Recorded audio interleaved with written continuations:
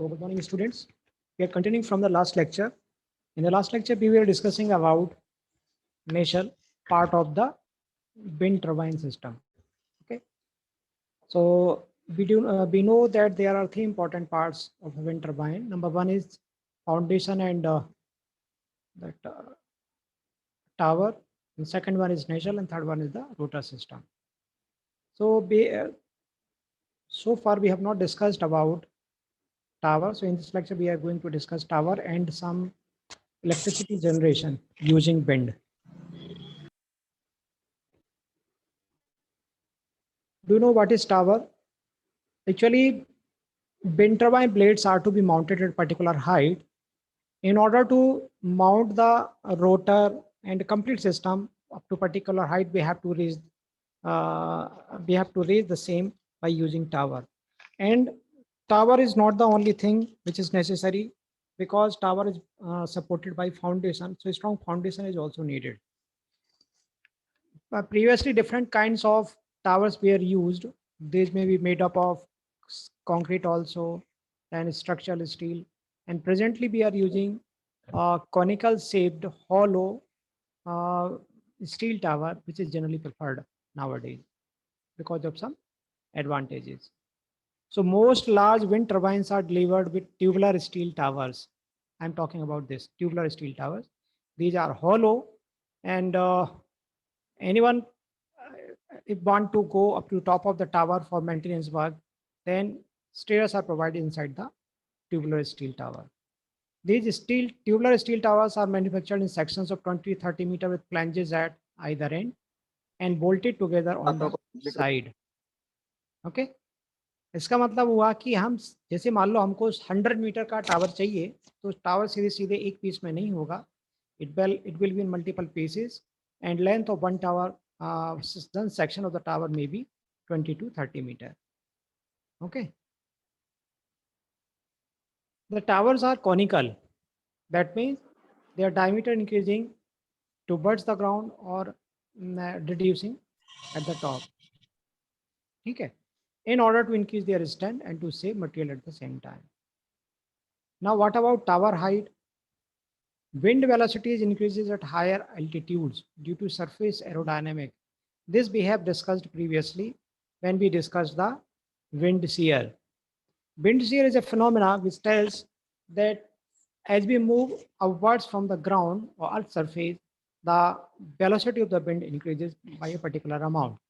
Okay.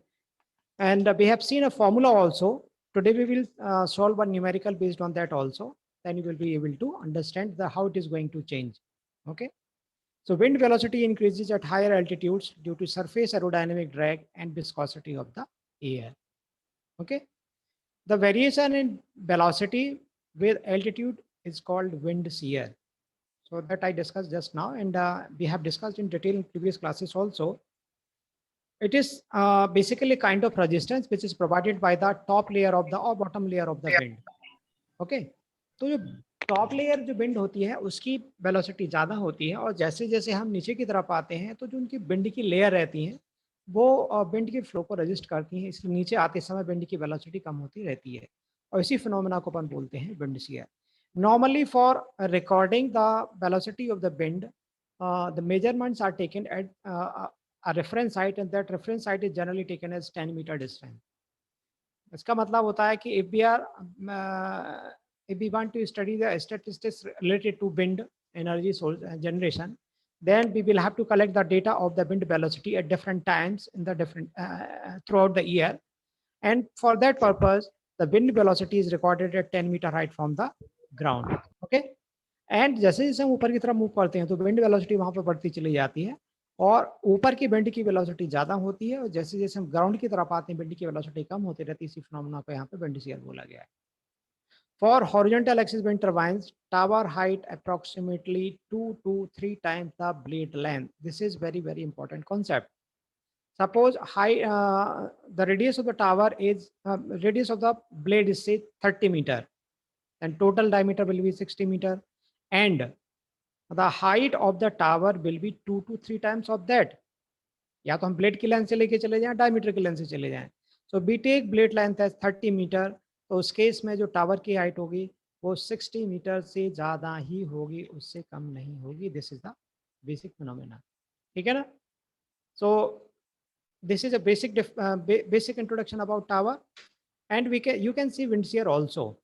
This is a graph on horizontal axis. You can see the speed of the wind velocity in meter per second. On the vertical axis you can see the height.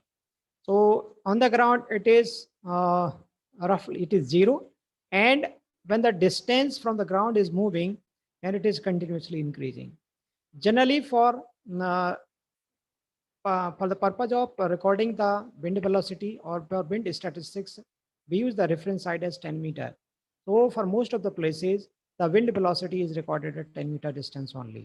ठीक है, जो भी surface जहाँ पे हमने wind generator turbine को install किया हुआ है, हम रेफरेंस जो वेलोसिटी लेंगे वो कितनी हाइट पे लेंगे, 10 मीटर पर। लेकिन जैसे जैसे हम ऊपर की तरफ जाते हैं तो ये बढ़ती चली जाती है। In this curve you can see that at 10 meter height the wind velocity is 4.5. When we move up to 80 meter, then it is something about 7.5 meter. So there is an increase in the wind velocity. और जैसा हम पहले discuss कर चुके हैं कि जो wind में available energy that is the kinetic energy, pressure energy also there, and potential energy is also there, ठीक है। और जब विंड यहाँ पे ब्लो होती है उस केस में this is the axis of the rotor and these are the blades of the rotor. उस केस में इस जो विंड में अवेलेबल काइनेटिक एनर्जी है that is going to change, that kinetic energy is going to provide rotation to the rotor system through these blades. तो जितनी ज़्यादा height पे हम जाएंगे उतनी ज़्यादा हाइट पे हमें क्या होगी, उतनी ज़्यादा विंड वेलोसिटी हमको मिलती रहेगी और उतना ज़्यादा पावर जनरेशन अपन के यहाँ पे मिलता रहेगा। But for practical purposes, for considering the stability of the tower and the whole system, we can not go at much higher distance. रफली in today's world, the wind turbines are mounted or rotors are mounted at height of 80 meter to 130, sometimes 150 meter height also, ठीक है ना। तो अभी जो wind turbine install हुए हैं उसमें जो हाइट होती है उनकी वो 80 मीटर से लगा के 100 और 150 मीटर तक की जाती है, ठीक है। Then tower material, high grade S500 steel is generally used for making this wind tower because this it is less in weight and it is cheaper also, ठीक है ना। शुरुआत में वो किसी दूसरे मटेरियल का स्टील का बना होता था। If you search into the Google you can find that there are different kinds of wind tower, ठीक है ना। Guy tower also is also there,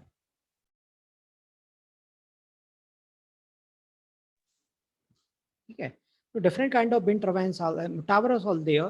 presently we are discussing tubular type tower which are generally being used. A hybrid of pre-stressed concrete and steel has shown improved performance over standard tubular steel tower. समझ गए कि यदि हम purely उसको tubular steel tower रखेंगे तो उससे अच्छा कंक्रीट होगा और इसके द्वारा हम क्या हाइट को बढ़ा भी सकते हैं, ठीक है। Concrete also gives the benefit of allowing for small precast sections to be assembled on site. अब जैसे इसमें क्या होता है, ट्यूबुलर स्टील टावर में भी हम क्या करते हैं उसके छोटे छोटे पीसेस असेंबल करते हैं और उसी प्रकार से कंक्रीट को हम पहले से बना सकते हैं, प्रीकास्ट कर सकते हैं और साइड पे जाकर उनको असेंबल किया जा सकता है।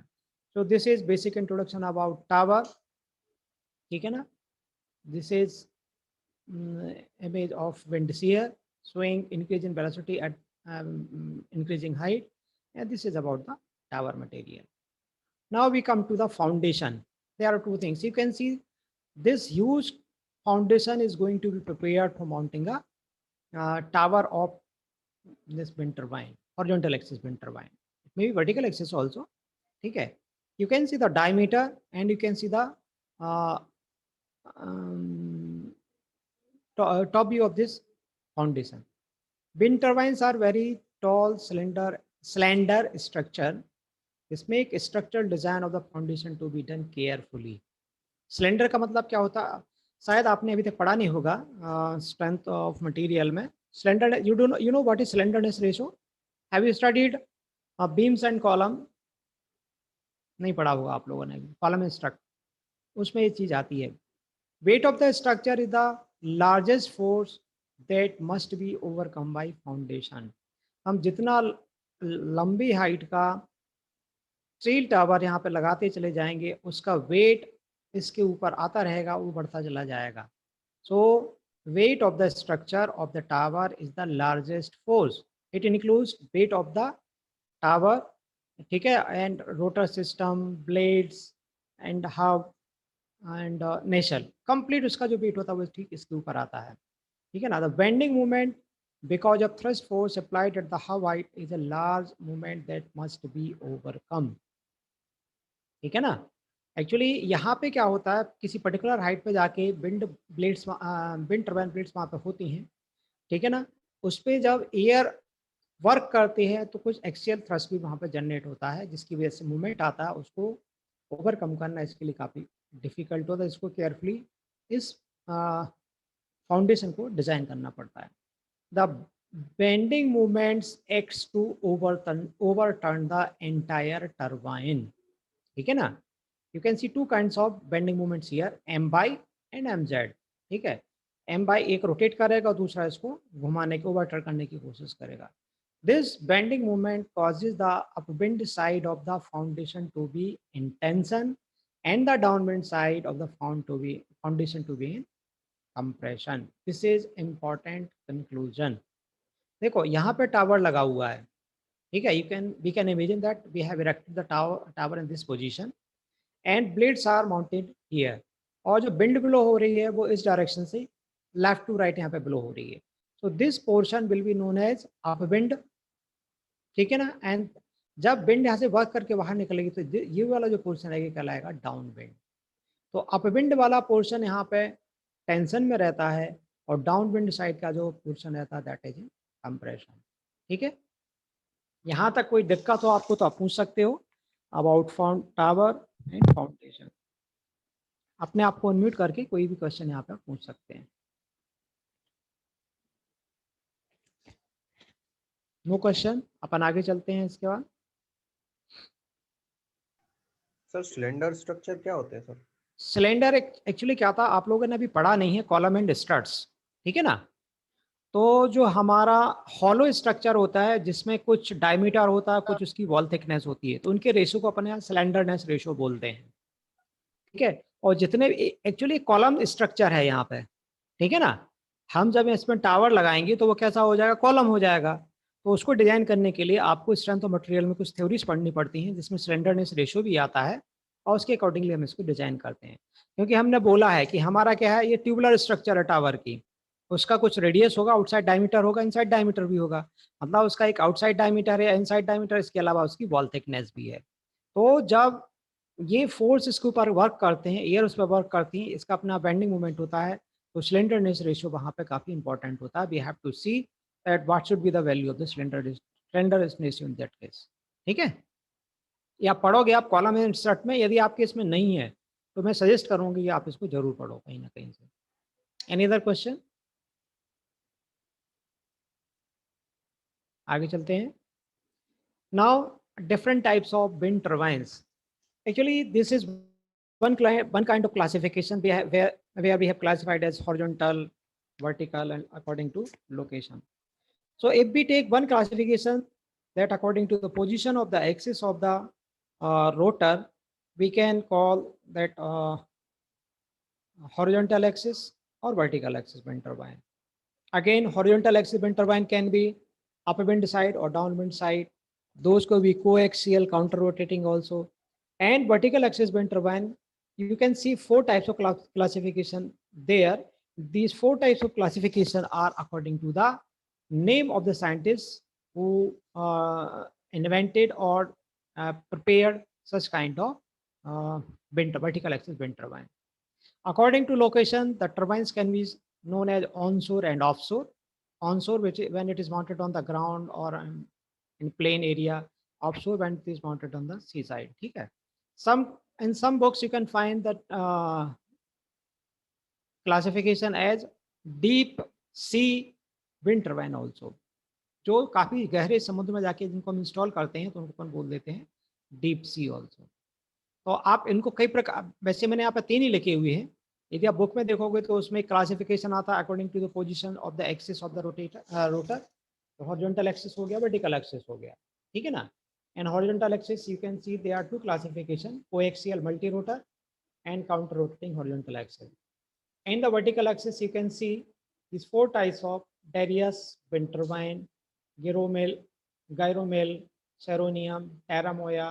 So different kinds of vertical axis wind turbines are there, and these are according to the name of the scientists who discovered or invented or prepared the vertical axis wind turbine. And this third classification is according to the position or location if uh, um, it is mounted on the ground or surface or when it is mounted on the seaside. Okay? So this is some introduction about horizontal axis wind turbine. Blades are placed on horizontal shaft. There are two types of wind turbine, horizontal axis wind turbine: coaxial, multi-rotor horizontal axis and counter-rotating horizontal axis wind turbine. Okay? You can see this figure. So this is horizontal axis wind turbine where rotor is in horizontal position, and these two are the vertical axis wind turbine where axis of the rotor of these two turbine types of turbines are in vertical position. ठीक है, आप यदि वो search करते हो, net search करते हो, यानी कि different types of wind turbines, different designs of turbines also, उसमें कुछ आपको जो क्लासिफिकेशन माना different types of wind turbines मिलेंगे, वो आपको अकॉर्डिंग टू टावर स्ट्रक्चर मिलेंगे और इसमें according to position of the wind blades. ठीक है, तो ये बेसिक इंट्रोडक्शन है किसके लिए, about various parts of a wind turbine system, जिसमें अपने रोटर पड़ा है, नेशल पड़ा है एंड फाउंडेशन है, टावर पड़ा है। यहाँ पे कोई क्वेश्चन हो तो आप पूछ सकते हो, अदरवाइज अपन आगे चलते हैं बेटे।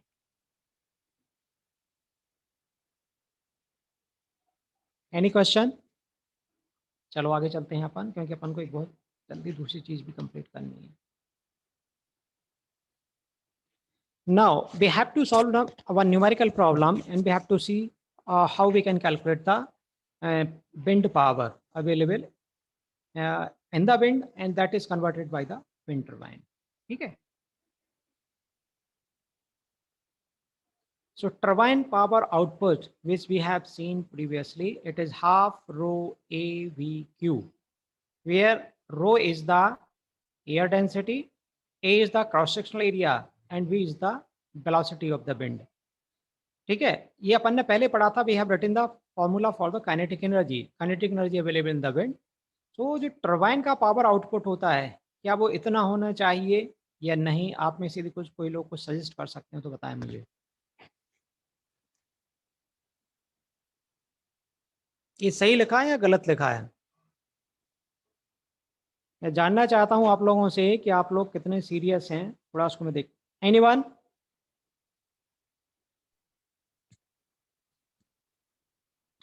बोलो बेटे। नीरज बोलो। D12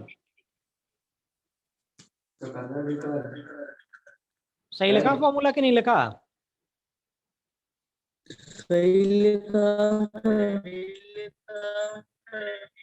देखो, this is the kinetic energy available in the wind, half rho AVQ, ठीक है ना, या हाफ MV स्क्वायर। एम को अपन ने क्या किया, rho into A into V किया, तो इसलिए इसका फॉर्मूला क्या आ गया, ये आ गया।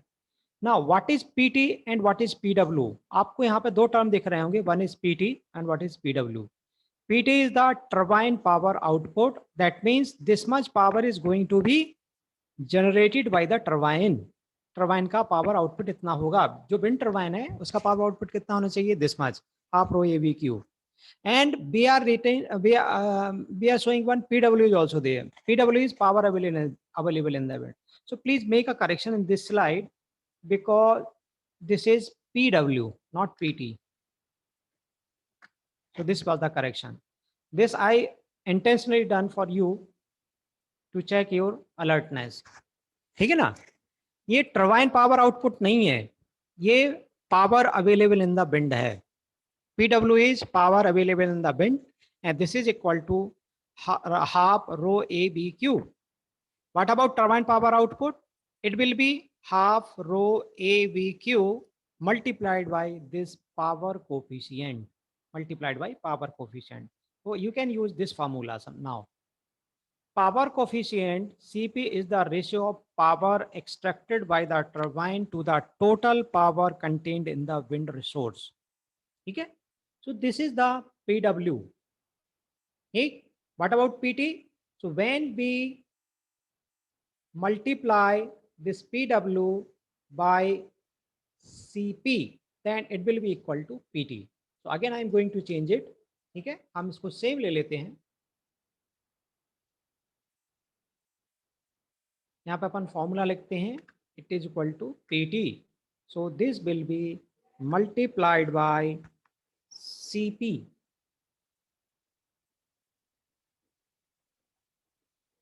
Now it is correct. Okay.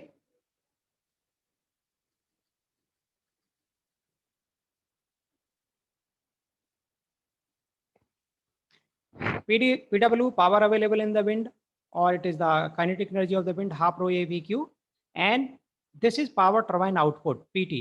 You can write it P subscript W or P subscript T also. So when you multiply it by this into Cp, then you will get the power available, power generated by the wind turbine or turbine output, turbine power output.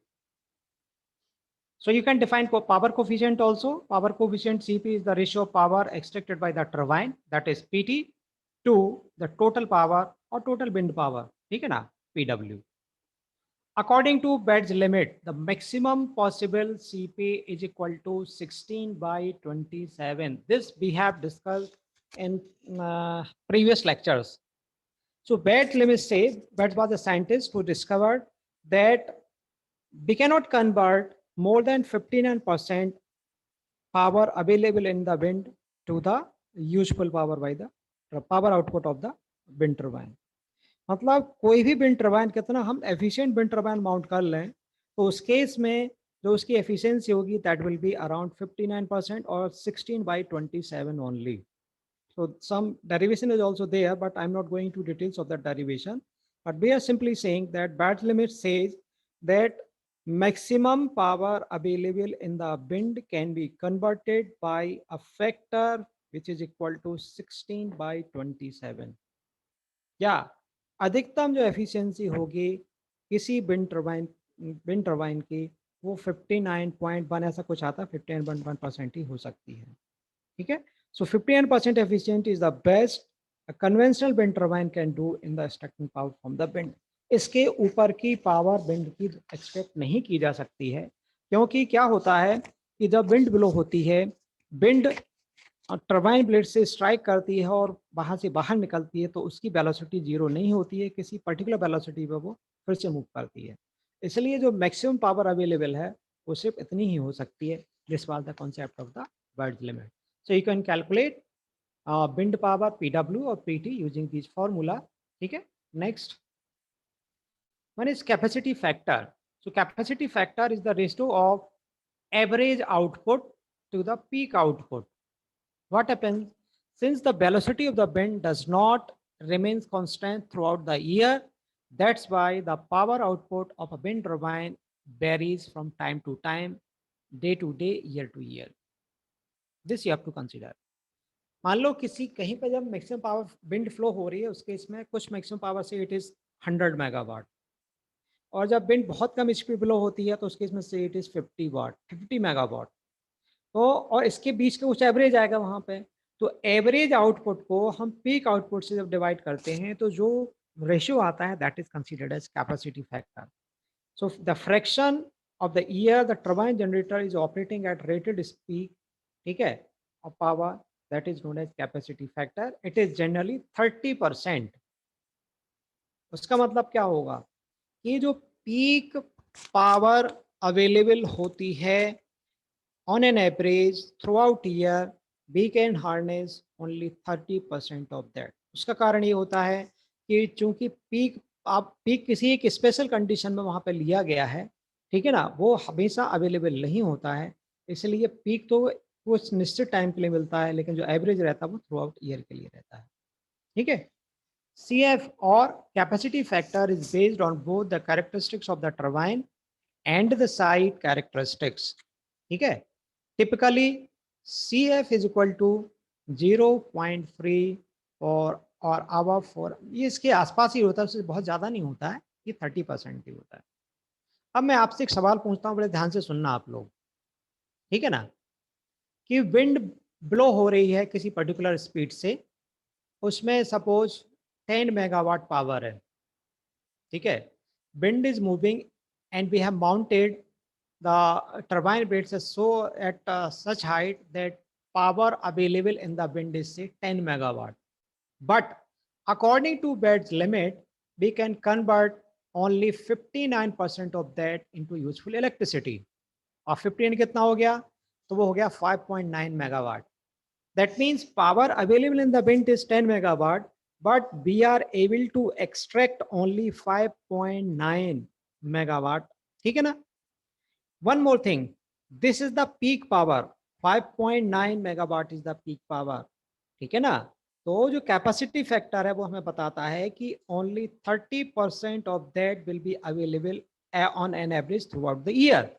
तो 5.9 का 30% रफली अपन 6 megawatt ले लेते हैं उसको, तो 6 megawatt का 30% कितना होगा, 18, दैट मीन 1.8, ठीक है ना। तो जो पावर विंड की जो एनर्जी थी that was able to generate 10 megawatt power, but on an average throughout the year we are able to generate power of 1.8 megawatt. This is the basic phenomena.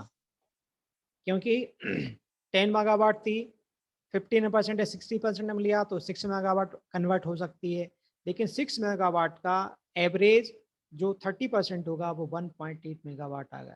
मतलब इसमें अभी भी बहुत बहुत research की गुंजाइश है, जिसकी वजह से हम इसको चेंज कर सकते हैं, ठीक है। कोई डाउट हो तो अपने आप को अनम्यूट करके यहाँ पे क्वेश्चन पूछ सकते हो। No question. अब एक इम्पॉर्टेंट सवाल यहाँ पे हमको सॉल्व करना है, ठीक है। आप चाहें तो इसका स्क्रीनशॉट ले लें, आपको इसको पढ़ना पड़ेगा और हमको इसको सॉल्व करना पड़ेगा। क्वेश्चन ये है, a propeller type wind turbine, simple type का हॉरिजॉन्टल एक्सिस विंड टरबाइन है, has following data, speed of free wind at reference height.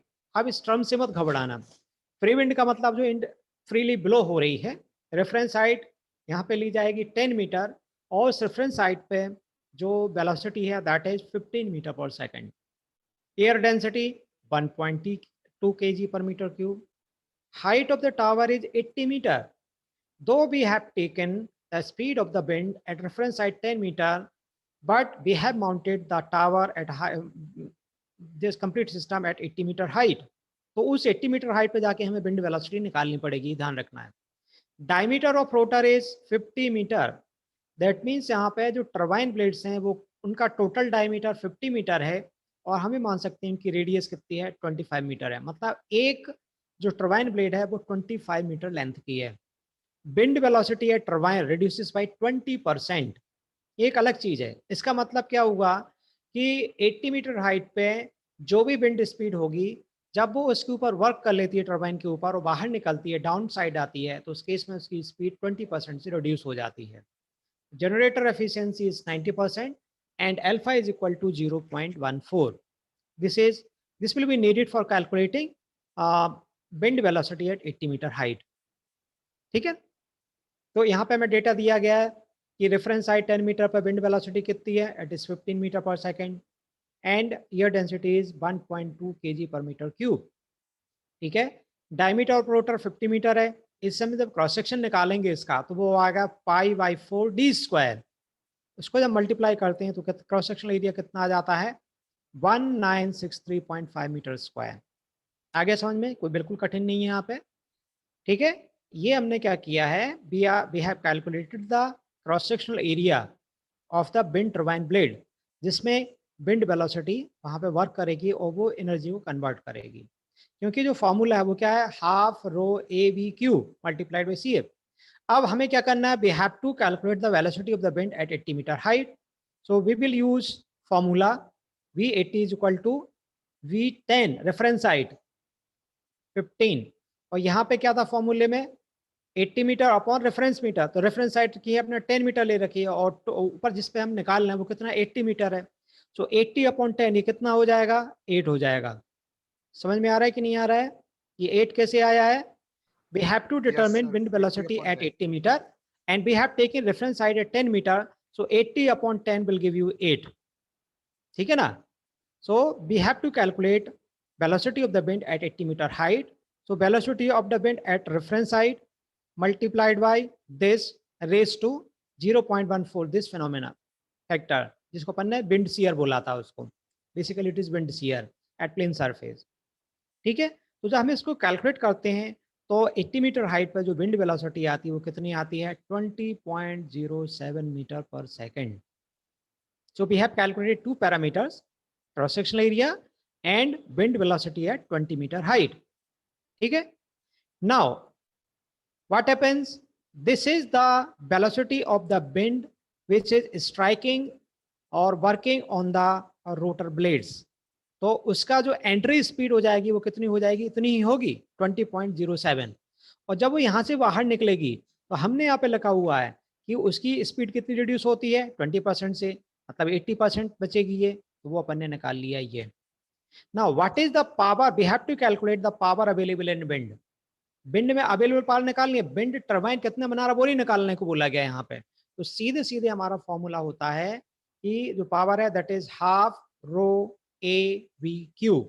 आप मतलब 1/2 0.5 हो गया रो ए वी क्यू. तो हमारे पास रो भी है, it is given as 1.2 kg per meter cube. We have cross sectional area also, it is equal to 1963.5 meters square and we know the value of u0 or b at 80 meter height, it is 20.07. तो हम इन सब का multiply करते हैं उस case में ये answer आता है 9.524 मेगावाट. ठीक है ना?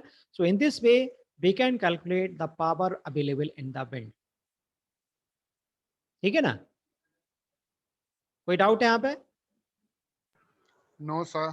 ठीक है, अब यदि अपन ये बोलते हैं कि wind power generated by the wind turbine वो कितनी हो सकती है यहाँ पे मैक्सिमम, तो यदि कोई पैरामीटर इसमें अभी नहीं दे रखा है, ठीक है ना, इसमें सिर्फ ये हमें लगा सकते हैं कि according to beds limit 59.1% available power in the wind can be converted.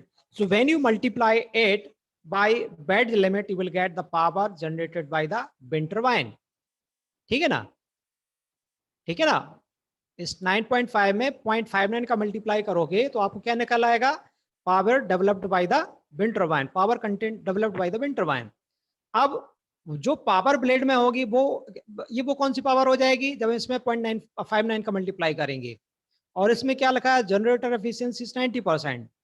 इसका मतलब हुआ कि विंड टर्बाइन ब्लेड जो पावर जनरेट कर रही हैं उससे कुल 90% ये जनरेट कर पा रहा है. तो उसको फर्दर यदि हम 0.9 से मल्टीप्लाई कर देंगे तो हम निकाल सकते हैं कि विंड टर्बाइन कितनी पावर जनरेट करेगा. Are you getting me? समझ में आ रहा है आप लोगों को? Yes sir. Yes sir. तो इसमें यदि अपन बेड लिमिट का मल्टीप्लाई कर देंगे 0.59 का तो power developed by rotor blades आ जाएगा वो, और वो पावर ट्रांसमिट होगी किसको? जनरेटर को. और जनरेटर की एफिशिएंसी 90% है, तो उसको हम यदि 0.9 से मल्टीप्लाई करेंगे तो निकल आएगा power developed bye the wind turbine generator. जो इसमें पूछा नहीं गया, हम चाहे तो आगे जाके वो भी निकाल सकते हैं. ठीक सर ये पीक पावर होगी ना? ये पीक पावर ही अपन मान के चलते हैं अभी, क्योंकि टोटल अपन उसका इस्तेमाल कर रहे हैं. हालांकि इसमें ऐसा कुछ लिखा नहीं है, क्योंकि पीक पावर के लिए उसको लिखना पड़ेगा कि it's the maximum velocity. Peak का मतलब मैक्सिमम वेलोसिटी पे है वो, ऐसा कोई इसमें डेटा भी दिया नहीं हुआ है. बस 1 मिनट बचा है बेटे अपने पास. आज का लेक्चर अपन कंप्लीट करते हैं. आप लोगों को कोई डाउट हो तो क्वेश्चन पूछ सकते हैं और अटेंडेंस अपने मार्क कर दीजिए. यदि कोई क्वेश्चन नहीं है तो अपन इस मीटिंग को बंद करते हैं फिर. No question? So I'm going to stop here.